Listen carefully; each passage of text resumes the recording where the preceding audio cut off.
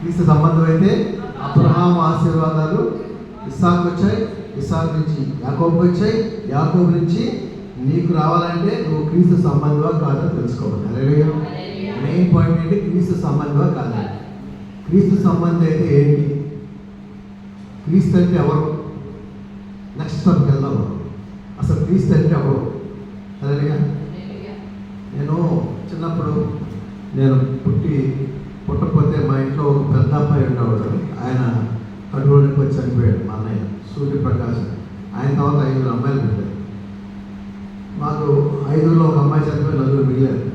అదే మాకు తమ్ముడు ఉంటే బాగుంటుందని చెప్పి మా అక్క హిందువులుగా ఉంటూనే మా ఇంటి పక్కన అక్కడ బైబిల్ మిషన్ చర్చ్ ఉంటే వెళ్ళి మాకు తమ్ముడు పుట్టిన కనుక చర్చి తీసుకెళ్ళి పేరు పెడతాను. మా అక్క పుట్టారు 7వ వాడిగా. 7వ వాడి అంటే 7 ఆశీర్వాదాలు చెప్పారు కదా, 7 అంటే సంపూర్ణ. 7వ వాడిగా పుట్టారు.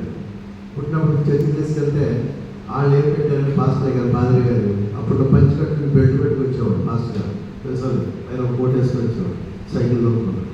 ఆ పాస్టర్ గారు సుబ్బారావు గారు ఎలా ఆయన పేరు సమీర చాలా సమీర్ గారు. అయితే ఆయన దాని పేరు పెట్టాడు ఏమని?